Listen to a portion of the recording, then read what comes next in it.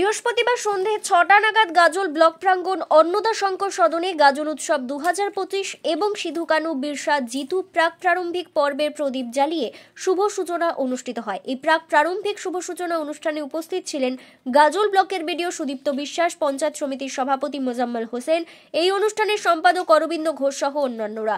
Block প্রশাসন জানিয়েছে, পঞ্চায়েত সমিতি এবং উৎসব কমিটির উদ্যোগে ৪ই জানুয়ারি থেকে মূল অনুষ্ঠান শুরু হবে। তার আগে প্রারম্ভিক পর্বের একাধিক প্রতিযোগিতা হয়, তার সূচনা হয়েছে।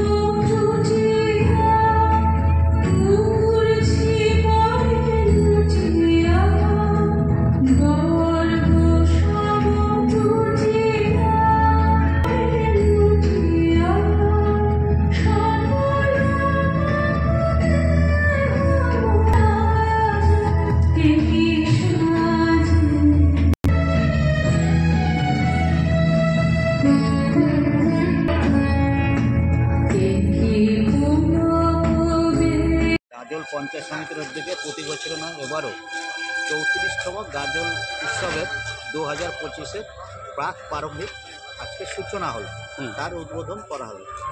আজকে সেইখানে উপস্থিত ছিল, যেহেতু পঞ্চায়েত সমিতির উদ্যোগেই এটা হয়, পঞ্চায়েত সমিতির সভাপতি মাননীয় মোজাম্মেল হোসেন, আমাদের গাজলের সমষ্টি উন্নয়ন আধিকারিক মাননীয় সুদীপ্ত বিশ্বাস এবং আমাদের কর্মাধ্যক্ষ জনস্বাস্থ্য সুমন দা, আমাদের কর্মাধ্যক্ষ ভূমি, আমাদের দীপঙ্কর সরকার, আমরা দুই সম্পাদক ছিলাম, আমি নিজে ছিলাম এবং আশিস বিশ্বাস ছিল।